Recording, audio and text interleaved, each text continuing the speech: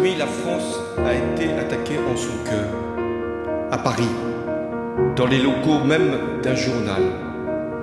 Cette fusillade d'une violence extrême a tué 12 personnes et en a blessé plusieurs. Des dessinateurs de grand talent, des chroniqueurs courageux sont morts. Ils avaient marqué par leur influence, par leur insolence, par leur indépendance des générations et des générations de Français. Je veux ici leur dire que ce message de la liberté, nous continuerons à le défendre en leur nom. Ce lâche attentat a également tué 2 policiers. Ceux-là même qui étaient chargés de protéger Charlie Hebdo et la rédaction de ce journal qui était menacée depuis des années par l'obscurantisme et qui défendait la liberté d'expression. Ces hommes, cette femme, sont morts pour l'idée qu'ils se faisaient de la France, c'est-à-dire la liberté. Je veux ici, en votre nom, dire toute notre reconnaissance aux familles, aux éprouvés, aux blessés, aux proches, à tous ceux qui sont aujourd'hui meurtris dans leur chair par ce lâche assassinat. Ce sont aujourd'hui nos héros. Et c'est pourquoi demain sera une journée de deuil national. Je l'ai décrété. Il y aura à 12 heures un moment de recueillement dans tous les services publics. Et j'invite toute la population à s'y associer. Les drapeaux seront en berne 3 jours. Aujourd'hui, c'est la République tout entière qui a été agressée. La République, c'est la liberté d'expression. La République, c'est la culture, c'est la création, c'est le pluralisme, c'est la démocratie. C'est ça qui a été visé par les assassins. C'est l'idéal de justice et de paix que la France porte partout sur la scène internationale. Et ce message de paix, de tolérance que nous défendons aussi à travers nos soldats pour lutter contre le terrorisme et le fondamentalisme. La France a reçu des messages de solidarité et de fraternité du monde entier.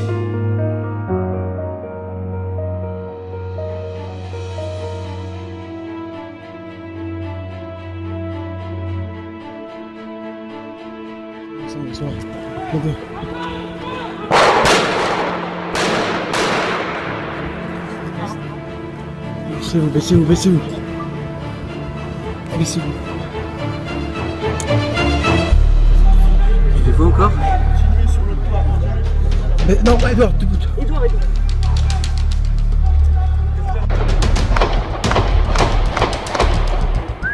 C'est une arme automatique. Oh mon Dieu. Couchez-vous!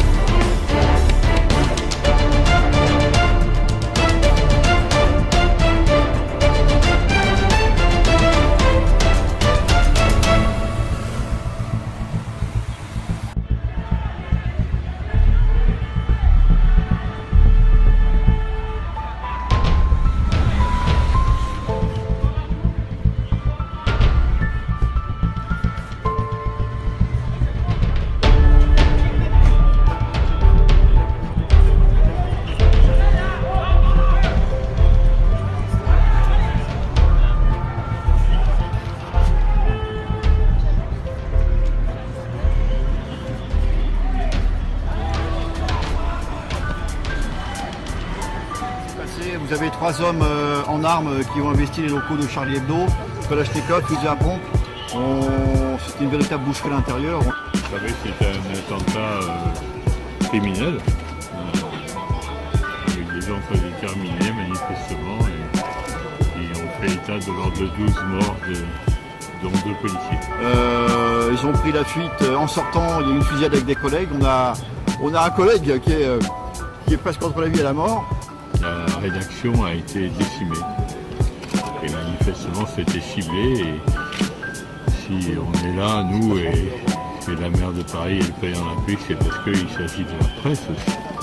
Il s'agit de la liberté de la presse, d'un organe qui protégeait la liberté de la presse et qui portait la liberté de la presse. Est-ce qu'on a une description des individus par des Pour l'instant, non. C'est des hommes cagoulés, 3 personnes. 3 personnes cagoulées, effectivement, et qui ont pris la fuite direction Porte de Pantin. Ils ont pris en otage le chauffeur d'un véhicule, ont piqué son véhicule et sont actuellement pourchassés par la police. On espère qu'ils vont être interpellés.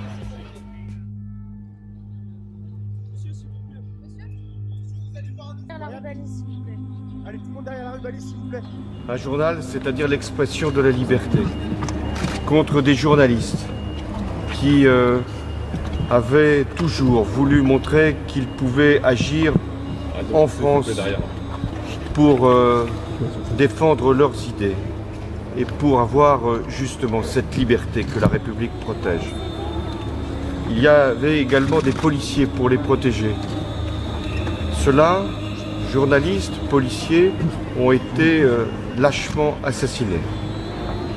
Il y a, au moment où je m'exprime, 11 personnes qui sont mortes, 4 qui sont en situation d'urgence absolue.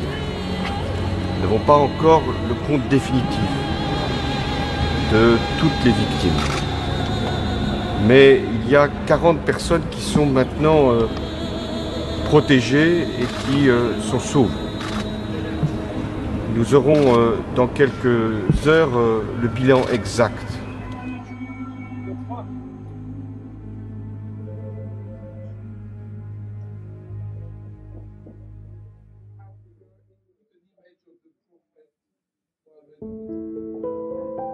Charlie, je suis Charlie. Nous sommes Charlie. Nous sommes Charlie.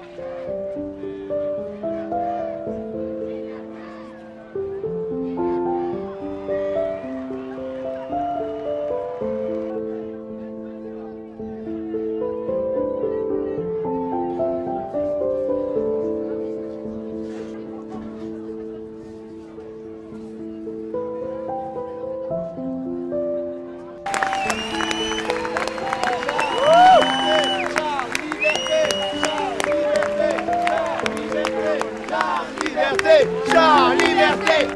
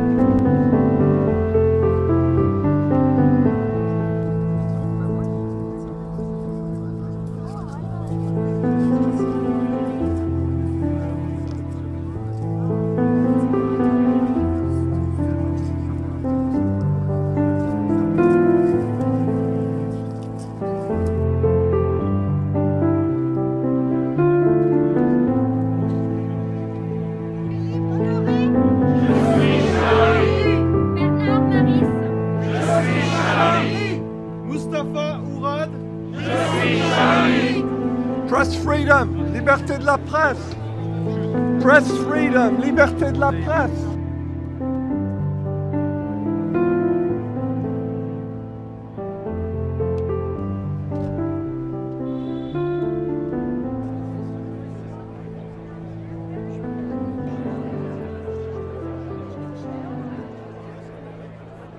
C'était des hommes et des femmes extraordinaires.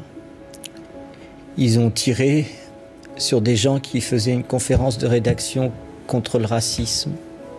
Voilà. C'était les réunions du mercredi matin. Et moi, hier matin, il y avait une réunion à la Fédération des sapeurs-pompiers parce que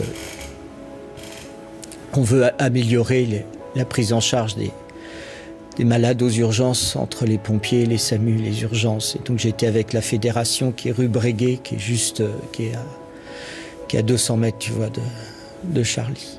Et en fait, vers 11h30, il y a Jean-Luc, le graphiste, qui m'a appelé en me disant « Viens vite, on a besoin de toi ».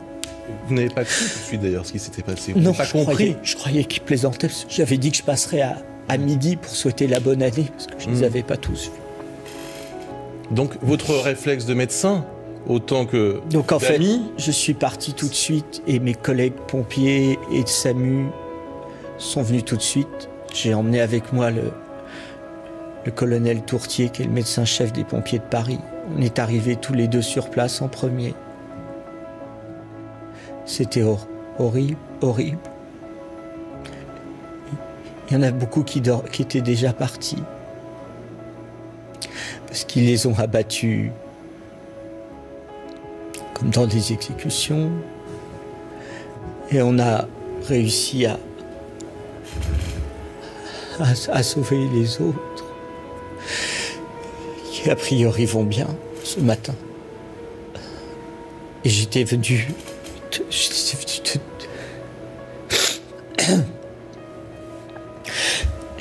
te dire que le journal va continuer parce que ils n'ont pas gagné et que Charb, Cabu, Wolinski, Bernard Maris, Honoré, Elsa, Tinius, Mustapha, le garde qui a été abattu et qui était chargé de notre surveillance. Ils ne sont pas morts pour rien et qu'il n'y a aucune haine à avoir contre les musulmans et que tout le monde, chacun, devant chez lui, au quotidien, doit faire vivre les valeurs de la République. Des hommes cagoulés et lourdement armés ont attaqué le siège de l'hebdomadaire satirique Charlie Hebdo, situé 10 rue Nicolas Appert, dans le 11e arrondissement de Paris. Munis d'armes automatiques, ils ont fait irruption dans la rédaction du journal et tiré sur les personnes présentes, faisant de nombreux morts, dont 2 policiers et 4 caricaturistes connus. C'est l'attentat le plus meurtrier en France depuis au moins 40 ans. En prenant la fuite, ils ont fait feu sur des policiers qui surveillent traditionnellement les lieux, en tuant un à bout portant. Pris en chasse par la police, les agresseurs ont abandonné leur véhicule dans la rue de Meaux, au nord-est de la capitale, braqué un automobiliste et repris la fuite vers Pantin, où on a perdu leurs traces.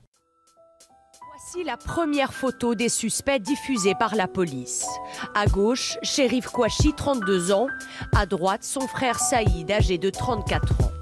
Les enquêteurs ont pu remonter jusqu'à eux grâce à la carte d'identité de l'un des 2 hommes retrouvés dans la voiture qu'ils ont abandonnée hier après la fusillade dans les bureaux de Charlie Hebdo. Sur ces images tournées par une association, Chérif a alors 22 ans.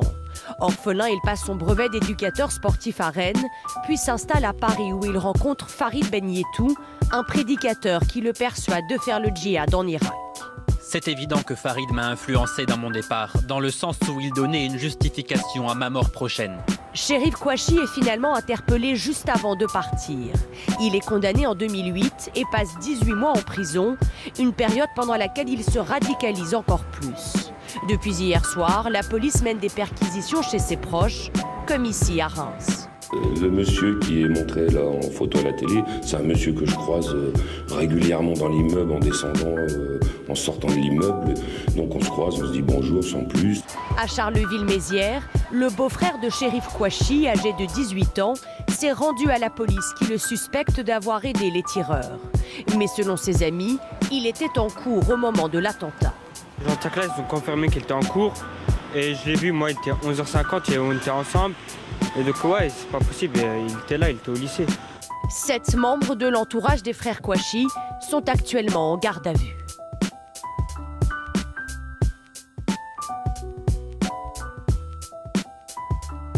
Toujours aucune trace de Chérif et Saïd Kouachi. Les hommes du RAID et du GIGN ont pourtant ratissé hameaux et villages sur plusieurs dizaines de kilomètres entre l'Aisne et l'Oise. Mais plus le temps passe, plus le risque d'une erreur des 2 fugitifs est élevé. Dans une chasse à l'homme, il y a toujours plusieurs hypothèses, c'est-à-dire c'est un peu comme un jeu d'échecs, un jeu de dames, vous avancez, il y aura d'autres opportunités, puisque le temps est quand même qui court est en faveur des forces de sécurité. Il ne faut pas oublier que ces individus maintenant vont être très fatigués, ça fait peut-être 48 heures qu'ils n'ont pas dormi, ils vont commettre des fautes, ils vont être au bout du rouleau. La mission reste cependant délicate car les recherches s'effectuent dans une vaste zone rurale et boisée qui s'avère encore plus compliquée la nuit tombée, sans compter le risque de la fausse piste. Ce qui me fait peur, moi, c'est la course à l'échalote. C'est-à-dire qu'on les voit dans l'Aisne, allez hop, on envoie tout le monde dans l'Aisne. Demain, on va dire, ils sont vers Toulouse, on va envoyer tout le monde vers Toulouse. Et là, on va épuiser tout le monde. Donc les témoins qui voient quelque chose, il faut vraiment que ça soit sûr. Même allégé, le dispositif a pourtant été maintenu dans cette campagne de l'Aisne toute la nuit. Les gendarmes n'ont pas cessé d'effectuer des contrôles et des fouilles de véhicules. Ce matin à Montrouge, peu avant 8h30, c'est au sud de Paris, dans les Hauts-de-Seine. Un homme a ouvert le feu, blessant grièvement une policière municipale et un agent de voirie. Sophie Neumeyer, on va se rendre sur place dans un instant, mais d'abord, que sait-on, que s'est-il passé ? Alors ce que l'on sait, c'est a priori un accrochage de la circulation qui serait à l'origine de ces coups de feu. Un homme qui se serait donc accroché avec son véhicule, avec un autre conducteur, qui se serait énervé et qui aurait tiré sur cette policière municipale et sur un agent de voirie qui se trouvait à proximité. Ce que l'on sait, c'est que la policière municipale se trouve dans un état désespéré, c'est ce que l'on sait. Ce que l'on sait également, c'est que l'homme qui est en fuite, c'est celui qui a tiré, ne correspond pas du tout, il faut le préciser, au signalement des deux frères Kouachi qui sont poursuivis pour la tuerie de Charlie Hebdo. Et une personne a été interpellée, mais il s'agirait de l'autre personne qui se trouvait dans l'autre véhicule et qui n'avait pas d'arme. La patrouille municipale était en train de faire donc le constat, en train de vérifier tout ça. Et 20 minutes après, il y a eu la fusillade. On a entendu 2 coups de feu de chez nous, 2 coups de feu. Je suis sortie pour voir et c'est là que j'ai vu qu'il y avait une personne à terre. Les premiers secours sont arrivés tout de suite parce que les gens, à peine il y a eu ça, la fusillade, ils ont appelé tout de suite au secours pour qu'on téléphone, appeler les secours, appeler la police. Chose que quelqu'un a dû le faire parce que peu de temps après, il y a eu les pompiers qui sont arrivés et ils ont essayé de ranimer. Je pense que c'était la femme flic parce que moi j'ai pas vu la tête de la personne parce qu'ils l'ont couvert.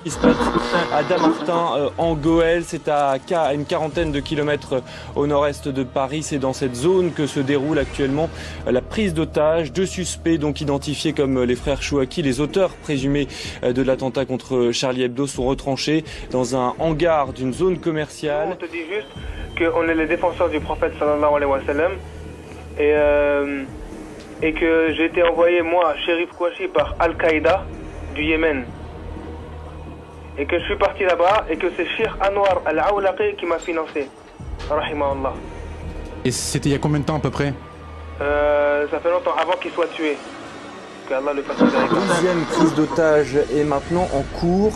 Ça se passe porte de Vincennes à Paris, donc dans l'est parisien. Ce serait une épicerie cachère qui est donc prise en otage. On ne sait pas combien de personnes sont à l'intérieur, mais par un homme armé. Selon certaines sources, eh bien, ça pourrait être le tireur de Montrouge. Donc l'épisode d'il y a maintenant un peu plus de 24 heures hier matin, lorsque une fusillade a éclaté dans le sud de Paris, Montrouge, où donc une policière avait été tuée. Ça pourrait être la même personne qui est impliquée dans cette nouvelle prise d'otage. Donc deux prises d'otage parallèles, une à Dammartin en Goële, l'autre porte de Vincennes dans une épicerie cachère. La situation devient extrêmement complexe à l'heure actuelle. Est-ce que vous êtes en lien avec les deux frères qui ont fait l'opération à Charlie Hebdo? Oui, on s'est synchronisé pour faire les opérations. Est-ce que vous êtes toujours en lien en ce moment avec eux? Est-ce que vous avez été au téléphone récemment avec eux? Non. Vous êtes synchronisé de quelle manière? C'est-à-dire qu'il y a encore d'autres événements qui sont prévus? Vous avez un scénario ensemble que vous déroulez? Non, on s'est juste synchronisé pour le départ. Ça veut dire quand ils ont commencé Charlie Hebdo, et moi j'ai commencé à faire les policiers. Autre élément important, il nous dit aussi à ce moment-là qu'il y a 4 morts dans le magasin et qu'il est aux côtés de 16 personnes avec enfants.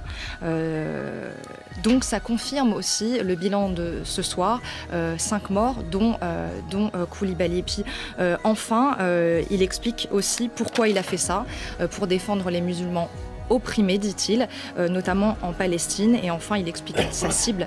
Pourquoi ce magasin cachère? Parce qu'il ciblait des juifs. Sur ces images, Ayad Boumedienne, 26 ans. Ces photos dateraient de 2010. On y voit la jeune femme s'entraîner au tir à l'arbalète avec son compagnon Hamedi Koulibaly.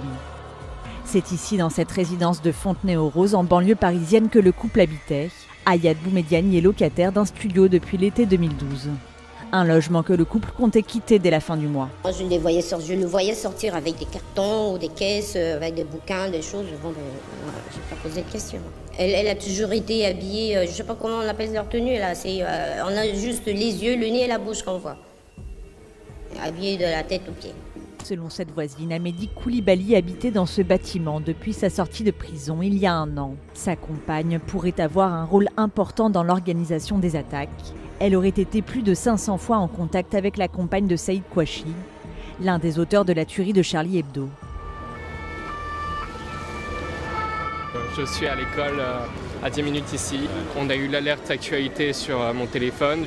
On a directement voulu aller voir. On a vu des forces de l'ordre qui sont arrivées très très vite. Une grosse tension, des arrestations.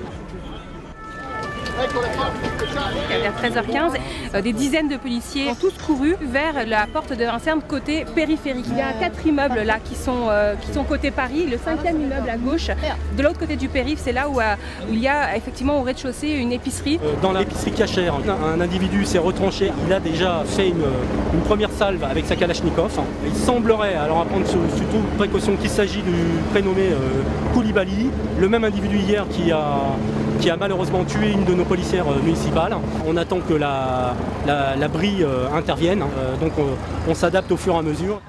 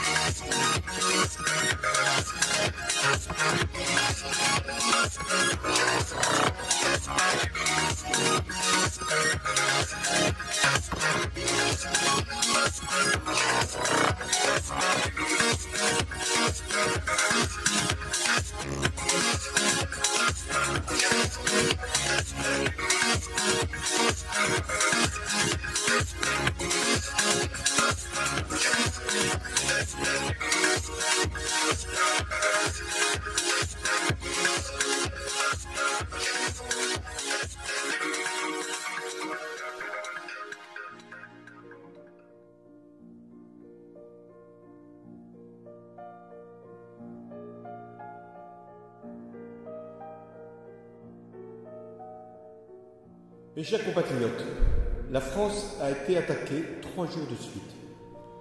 Mercredi, avec l'attentat contre Charlie Hebdo, qui a fait 12 morts et plusieurs blessés graves. Jeudi, avec le meurtre d'une policière municipale et l'agression d'un employé de Montrouge. Et aujourd'hui, avec 2 prises d'otages, dont l'une à Paris, porte de Vincennes, qui a fait 4 morts. La France, elle a fait face. D'abord, j'exprime toute ma solidarité aux familles, aux victimes, aux blessés. Mais la France, elle a fait face parce que quand elle surmonte une épreuve, c'est une tragédie pour la nation et c'est une obligation pour nous d'y faire face. Les assassins ont été mis hors d'état de nuire grâce à une double intervention.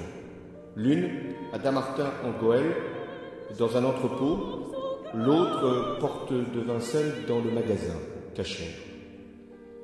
Je veux saluer le courage, la bravoure, l'efficacité des gendarmes, des policiers, de tous ceux qui ont participé à ces opérations.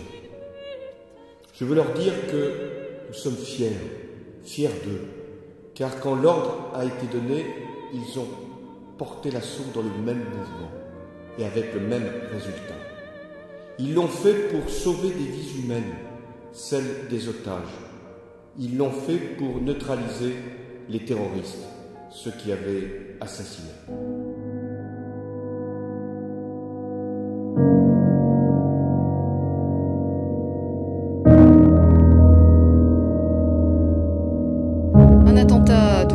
Pour des motifs soi-disant religieux. Dans la foulée, plusieurs mosquées, nous vous l'avons dit, ont été attaquées dans l'ouest, le sud ou le centre de la France. Fort heureusement, il n'y a pas eu de blessés. La plus violente de ces attaques a eu lieu à Villefranche-sur-Saône. Vous voyez les images, une bombe artisanale a été déposée devant un kebab, un restaurant kebab attenant à une mosquée. Sa façade a été soufflée. Le Conseil français du culte musulman a appelé tous les musulmans à participer à la marche républicaine de dimanche. Les musulmans qui craignent bien évidemment l'amalgame, regardez leur réaction. Ils n'ont rien à voir de l'islam. Ils ne sont pas des musulmans. On ne peut pas. Quand j'entends islam, Nabi, prophète, Allah, moi, pardonnez-moi, je me mets hors de mon état. Ce ne sont pas des musulmans. Ils n'ont rien à voir avec l'islam. Ce sont des criminels, des barbares, des sectes, de tous les propos. Ils ont perdu leur âme. Ce ne sont pas des musulmans. On ne peut pas les qualifier. Quelqu'un qui vient de cette manière, soi-disant défend quel prophète il les défend? C'est peut-être le prophète de Daesh, pardonnez-moi. Le prophète de l'Aqmi, de Qaïda. Oui, ils ont leur prophète de haine, mais le prophète de l'amour qu'on le croit, le prophète de la tolérance et de la paix, c'est pas notre prophète. Aujourd'hui, jamais il a tué des artistes de cette liberté. Je pense malheureusement c'est un moment crucial, c'est un test pour nous. Test, je rends hommage à tous les Français, c'est un test pour nous, montrer notre valeur, notre solidarité. Il faut faire face aux extrêmes, tout bord des extrêmes, religieux ou politiques, de dire non, il ne faut pas céder, parce que nous sommes un exemple. Ce peuple-là, il reste un exemple, c'est un peuple de lumière, c'est un peuple qui a tracé une histoire dans l'humanité, il restera le peuple meilleur. Vous croyez en l'unité nationale aujourd'hui? Je crois à ça, je crois à tous en politique aussi. Et aussi, derrière, qu'est-ce qu'elle a dit le président de la République? Il faut aller vers l'avant, il ne faut pas penser à leur parti, penser à la patrie, penser à l'ensemble de ces... Quel avenir on va laisser à nos enfants? La peur, la crainte, les préjugés, l'autre, le regard. Il n'y a pas un Mohamed, il n'y a pas un musulman. Nous sommes tous des Français, nous sommes tous des êtres humains qui respectent les autres. On passe une période très difficile, soyons tous solidaires, soyons tous forts, parce que malheureusement, cette période, elle va passer. Il y a eu d'autres. 11 septembre, elle était quelque chose. Français, d'origine algérienne et de confession musulmane, très fier de s'appeler Ahmed Merabé, de représenter la police française et de défendre les valeurs de la République. Liberté, égalité, fraternité. À force de détermination, il a obtenu son diplôme d'officier de police judiciaire et devait prochainement quitter le terrain. Ses collègues le décrivent comme un homme d'action passionné par son métier. Ahmed, homme d'engagement,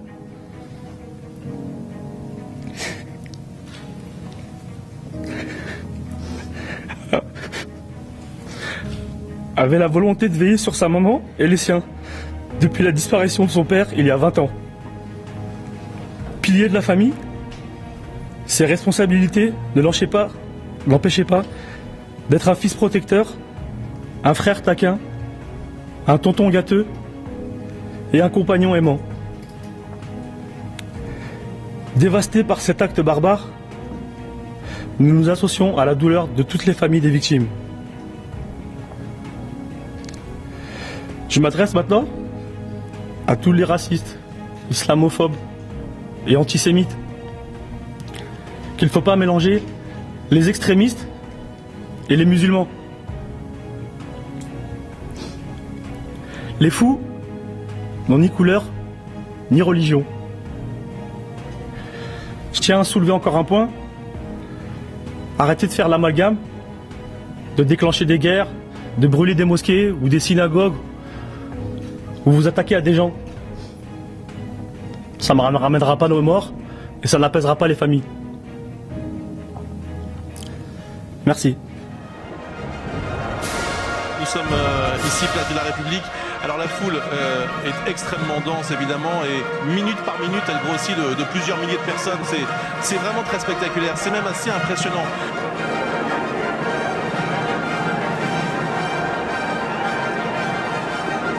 Regardez ce mélange de personnalités internationales et françaises qui se rend dans la cour de l'Élysée à pied pour prendre les bus prévus par l'Élysée et se rendre vers la manifestation dans un service de sécurité, vous l'imaginez, absolument démentiel. Ici on sent que le protocole est complètement bousculé puisque ces personnalités sont là sans leur garde du corps autour d'eux. Cela permet un grand moment également de diplomatie.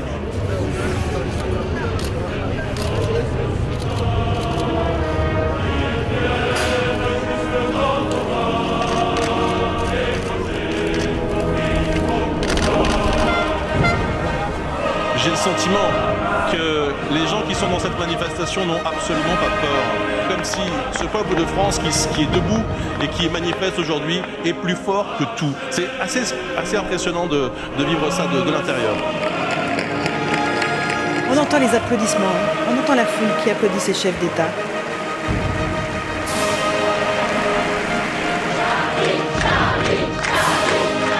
Ça a déclenché une vague de rébellion, je pense, et ça a permis de se rendre compte de la force des mots et de notre pouvoir, en fait, qu'on peut tous s'unir pour changer les choses aussi.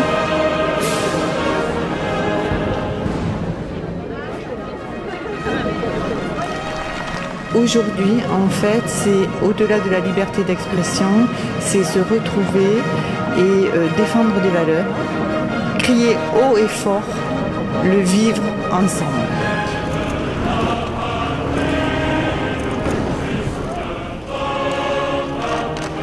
Nous sommes Charlie, nous sommes juifs, nous sommes européens. Nous devons donner, c'est le message de lutte tout ensemble. Toute la famille de Charlie Hebdo, en tout cas malheureusement ce qui reste de la famille Charlie Hebdo qui vient ici se recueillir.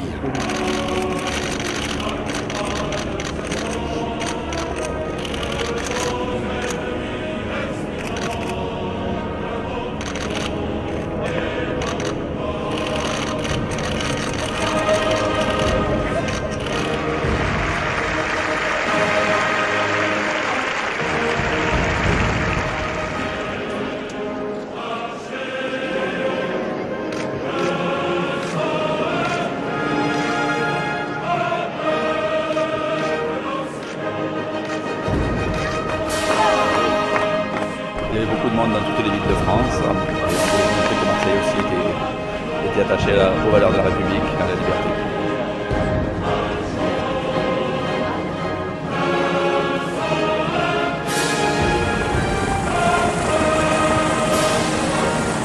Et ben voilà, vous assistez en ce moment direct à la jonction qui est faite, la place Léon Blum, sous la pression des manifestants qui criaient « On marcher, on veut marcher, on veut marcher ». On vit un moment extraordinaire parce que ça y est, les cortèges se rassemblent. J'ai fait plein de manifs, mais j'ai jamais vu autant de monde. C'est la France entière qui est là. La gravité est dans tous les cœurs, certainement. Mais la manière de l'exprimer est à l'unisson de ce que faisaient ceux qui sont morts. Plus de 2 millions de personnes dans les rues aujourd'hui en France pour dire oui à la liberté, oui à la République, non au terrorisme.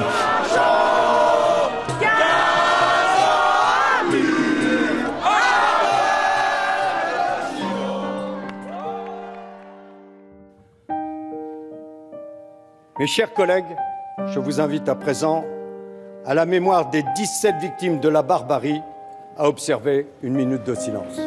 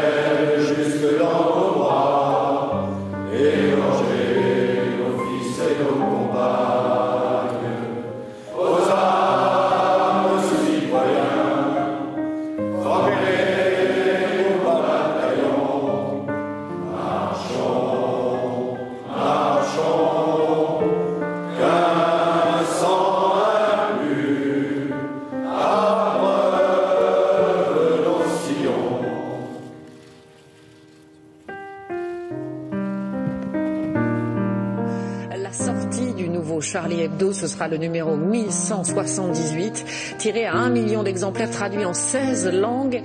Il sera dans les kiosques mercredi. Dans un instant, on retrouvera Gérard Biard, le rédacteur en chef de ce numéro des survivants. Et voyons justement comment la rédaction l'a préparé entre un immense chagrin et un esprit de résistance. Reportage dans les locaux de Libération, où ils sont accueillis. Nicolas Lemarigny, Chloé Baïse, Yann Moine. Dans les locaux de Libération qui abritent la rédaction de Charlie Hebdo, c'est le secret le mieux gardé. Vous restez là, hein. Pas plus loin. Hein. Qu'y aura-t-il dans le numéro 1178 de Charlie? À l'abri des paravents, aujourd'hui c'est le bouclage. Patrick Pelou, membre de l'équipe, prend 5 minutes pour livrer quelques informations. Bien sûr, on va reprendre des dessins qui n'étaient jamais parus, de Cavu, de Georges, d'Honoré, de T-News, de Charles. Tu vois, il va y avoir ça, on va remettre un texte, ils vont être là, quelque part. Nous, ça nous fait du bien. Depuis vendredi matin, la rédaction s'est remise au travail pour un numéro qui sera tiré à 1 million d'exemplaires. Le planning est serré, mais c'est une bonne chose pour Laurent Léger, l'un des rescapés de l'attentat. Je ne vois pas comment je pourrais vivre dans un pays où je ne pourrais plus rire de tels sujets parce qu'il y a un risque. Il y a un risque judiciaire, ou il y a un risque mortel, ou il y a un risque... Non, je préfère autant crever tout de suite. Ce qui serait irresponsable pour nous, c'est de céder à la censure extrémiste. Pour nous, ça c'est irresponsable. Prendre au sérieux des extrémistes, ça pour nous c'est irresponsable. Penser que 3 extrémistes peuvent bouleverser le monde, c'est irresponsable, parce que ce n'est pas vrai. Justement, c'est que ça ne fasse plus de problème, c'est qu'à un moment donné, on puisse parler de l'islam en France comme on parle de tous les autres sujets, comme on parle de toutes les autres religions. C'est assez bizarre, on est dans une situation bizarre en France, c'est-à-dire que l'islam est censé être la 2e religion du pays en termes de pratiquants. Et en fait, personne ne connaît rien de Mahomet, personne ne connaît rien de cette religion.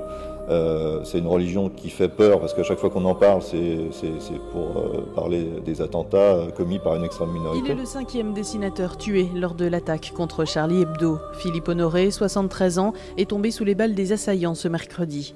Il collaborait régulièrement à l'hebdomadaire satirique et avait également publié plusieurs ouvrages. Son nom vient s'ajouter à ceux de Cabu, Wolinski, Charb et T-News, piliers de la rédaction de Charlie Hebdo. Cabu, qui aurait eu 77 ans dans une semaine, croquait le monde de son crayon acerbe depuis 60 ans. Ce sont ces caricatures de Mahomet publiées en 2006 qui avaient valu à l'équipe de Charlie Hebdo des menaces de mort récurrentes.